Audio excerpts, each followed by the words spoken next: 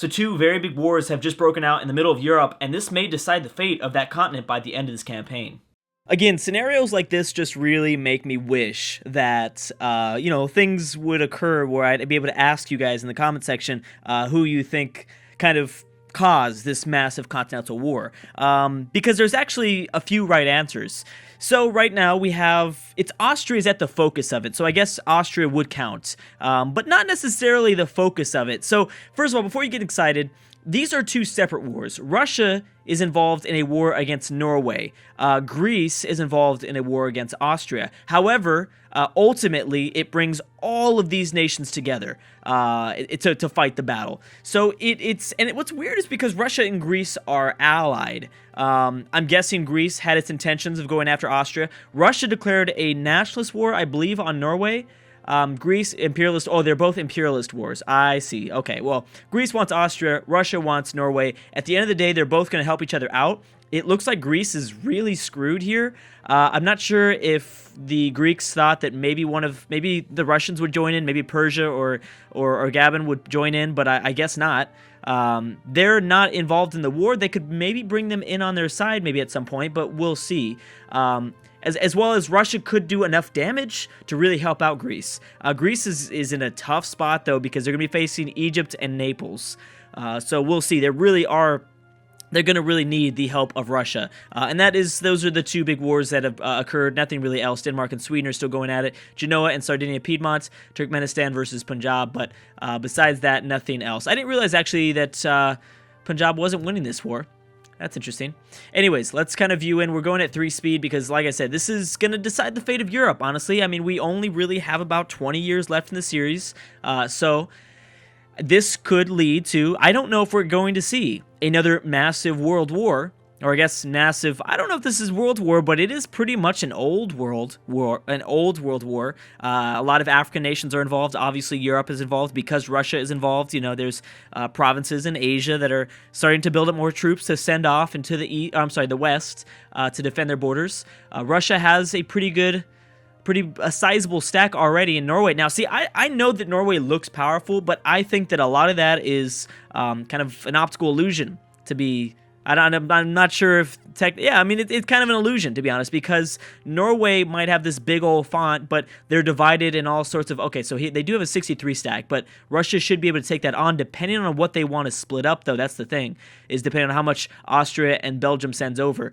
Because Norway is so divided on the British Isles and Iceland, I wasn't expecting them to have a regiment here this fast, but surprisingly enough, they do.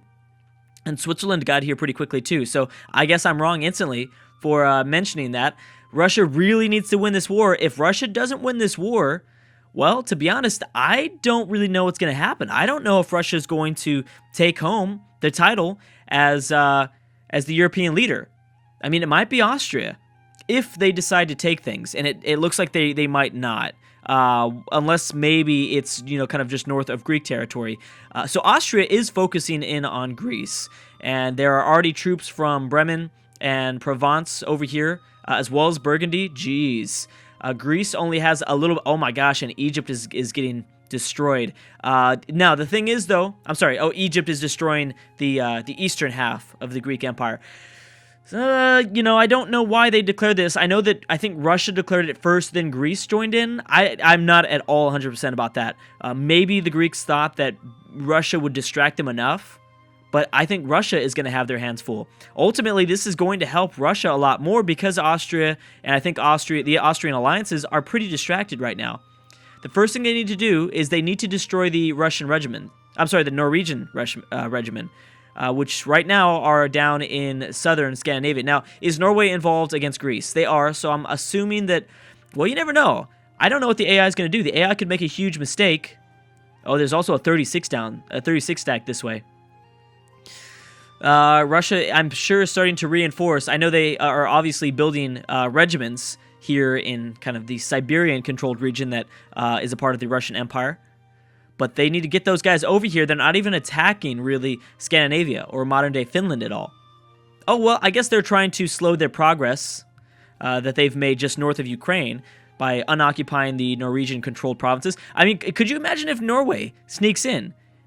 Imagine if Norway were to sneak in and take the title of the leader of Europe. That would be insane, but I think it's technically possible. They might not take... I mean, I don't even want to kind of flirt with the idea, only because, at this stage in the game, I think that Norway, again, a lot of these provinces don't hold a lot of development, a lot of, taxes or really manpower either. So it'd be... I mean, you never know, because now that they have the British Isles, that's a lot of power. And they do have, obviously provinces in Northern Europe. I'm sorry, Western Europe, I should say. Obviously, they start off in Northern Europe. Okay, so Greece and Russia. Well, Greece is certainly getting dominated. This is an absolute landslide. I'm glad that Greece and Russia at least attempted. They at least attempted to try something here. So that's kind of cool. So at least they tried. Now, Russia's not completely over yet, but what Russia really desperately needed is for Greece to at least have maybe a year or two of progress, and then they could have kind of collapsed and fallen apart in terms of, their war. But that would have gave Russia, I think, enough time to, build regiments, to reinforce from the east to the west, maybe control enough provinces in the Norwegian territory to maybe peace out and have enough war score. But I guess luckily for both of these nations, they're not getting absolutely destroyed either way. Ooh, notice that Naples has grabbed this Albania, province of Albania, for themselves. Bam! All right, so that didn't take very long. Greece has already been forced to peace out. Egypt didn't take anything, and all they really did is release Bulgaria and Albania. That's it, I think. Did Serbia grow at all? They might have. No, Serbia was there. And now the alliance can just focus on Russia, which is a very, very bad thing. Russia, ooh, when did they annul this alliance with Prussia? They probably didn't. That probably happened a long time ago. But again, Russia has like no alliances now. Greece was a pretty strong alliance for them to hold. We could see possibly the collapse of Russia in the last 20 years. Depending on how much Austria wants to send over, depending on how much Austria wants to contribute to a war like this, they might get bored. They might be like, yeah, you know what, I don't want to do this anymore. Norway really isn't making much progress, and that's the sad thing. Is I'm surprised the Russian regiments. I think Russia had a chance in the beginning. Obviously, maybe I wasn't anticipating Switzerland and Gaben to send over this many regiments up all the way towards this land. Yeah, especially. I mean, I was not expecting any sort of African nation to get involved at all. But yeah. Technically, we could also see maybe Ukraine getting more provinces. No, this isn't their core, and they're not involved in the war, so I don't know why I would think that way. But everything is being given to Norway. They can still take these provinces unless there's a fort, I believe. There is a fort nearby. They can't take... I don't think they could take this province, which has a fort in it, but they could take the provinces that don't have a fort in it, I believe. Not 100% about that at all, but we'll see. Let's go and check on if any other wars have popped up.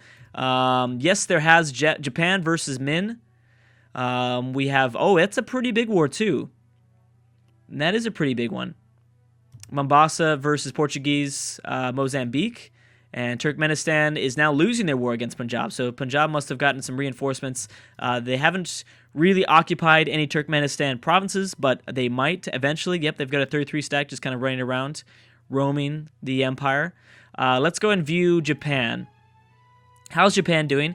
I'm going to refrain from looking at developments and total force limit and stuff like that until probably the end of the campaign. I think that'd be more, exciting that way. So that's what we'll do, because I guess I am kind of somewhat underestimated Japan. Japan has had a pretty great late game as of recently. They obviously have taken provinces away and gotten onto the Eastern Asian mainland. They have the Japanese peninsula. I'm sorry, the Korean peninsula now under their control. If they have success here, which I don't know, it's not necessarily super likely. It really depends if they're going to send a 40 stack into this territory, which actually Min will not be able to push them back. Min looks like they only have really about 6,000 regiments, something like that. They might be still rebuilding. That's definitely a possibility. It's very likely. We'll see if Japan sends over more troops, though, but this could be really bad. Japan could take a whole bunch. We've never really seen Japan have this much success before, I think because Qing was just so weak. And obviously after the collapse of Qing, that's when a lot of nations like Tibet and Japan were able to capitalize on the fall of that kind of regional power. So I didn't realize that Tibet was also against... Oh, when did Tibet? Oh, wow, this is not as much of a landslide, I guess. Nepal, Thailand is also involved. I don't exactly know the numbers of each of these countries. I imagine Tibet has got to have some numbers, but on their side, in terms of like force limit and regiments and stuff like that, army sizes. Russia's at negative 37 war score. Jeez. And what is going on here? Oh, nothing too major. Okay, well, I was just checking. Just checking. Nothing going on in the New Worlds. Oh, the USA did peace out with Canada. I think they took like a few provinces away, but nothing too drastic. I actually thought the USA was just going to take everything. They didn't, so Canada still exists. I think more than likely they will exist until the end of the campaign. I think that is likely. Oh, when did Peru get on Cuba? A long time ago? I think they might have. But that's strange because I thought, oh, that's right, because Cuba was allied to Mexico.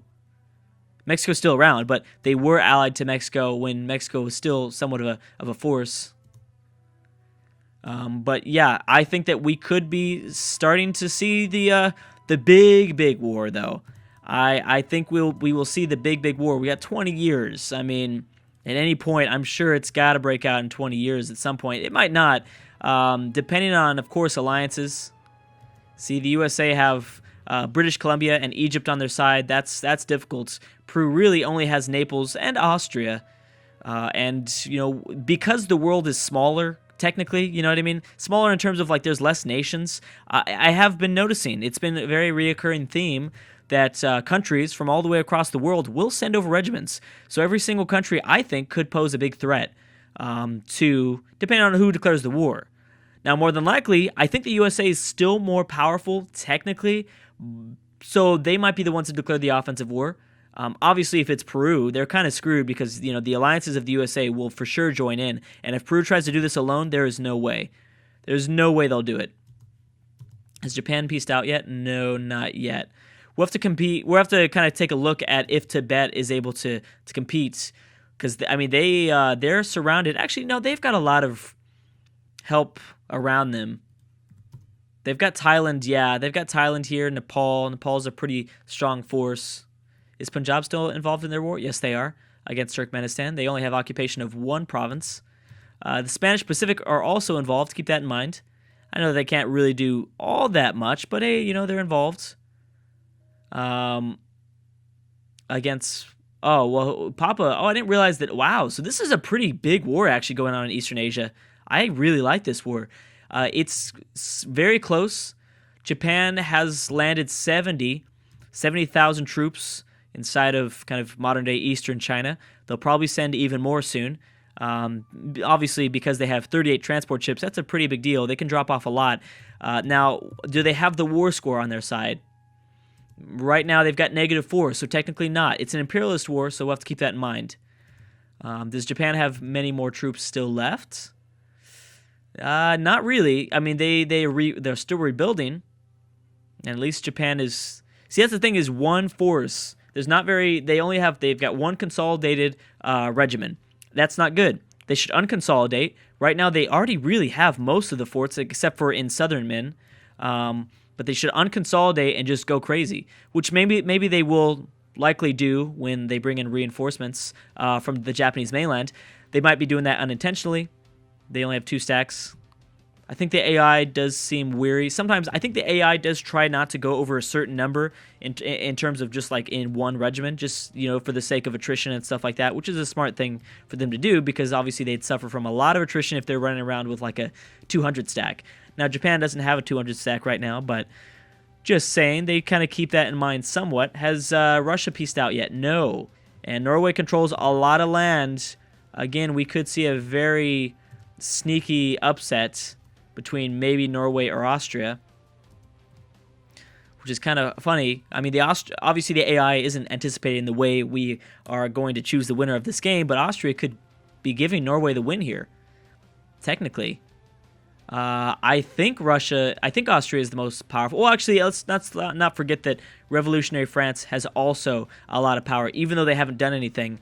And I'm actually somewhat hoping that someone goes in here and takes a few provinces, only because I don't want to give I do not want to give the win to revolutionary. I'm sorry, France. Oh my gosh, I said revolutionary Russia. Why do I always say that? I'm sorry. I am sorry. The crack for this series in terms of revolutionary France has been way too real. Because whenever I say that, I don't know why. It rolls off the tongue. Russia's always revolutionary for some reason, but this is revolutionary France, so I need to keep that in mind. But yeah, I'm hoping someone will go after revolutionary France at some point. We'll see. I don't know what's been more crack. What's been a bigger crack moment? Revolutionary France and me saying revolutionary Russia instead, or Danish green mark. I think Danish green mark was a little bit more crack heavy, I would say. Has there so nothing's happened here. Oh, did Japan piece? Oh, okay, no. I just didn't see much. See, Tibet is holding their own. I actually think Thailand might be doing more damage. I don't think this land is super valuable that Tibet has. Even though it's big, I don't necessarily think that Tibet has much value to the provinces they have under their control right now. I would say Thailand is pretty strong. I know that this region holds a lot of tax, a lot of people reside in this region of the world. And it also depends on development, of course. Thailand's been a hero for a lot longer, too. Keep that in mind. Tibet, just acquired all these provinces, so you never really know. It looks like Denmark might be squeezing the victory out of Sweden here, just barely. -61, so wow. Yeah, this really could be the final blow to Russia. If they take as much as I think they're going to take, then yeah. Oh, and boom. So they didn't lose that much. They lost pretty much every single alliance, every single super valuable alliance. Manchuria is not really going to protect them from anything. Norway grabbed a few, definitely a few provinces, but I don't think that is going to be enough. Maybe they did that for overextension reasons. Maybe they plan on going to war again at some point. But I don't think. Remember, the Russian-controlled lands here in the west is much more valuable than the ones here in the east. So we'll have to keep that in mind. But definitely, it seems like it's going to be a very close race between who is going to win Europe. So we'll have to wait and see what happens there. And Japan could make a slight comeback. Obviously, with the fall of Greece, we could even see a lot of power transfer over to Egypt.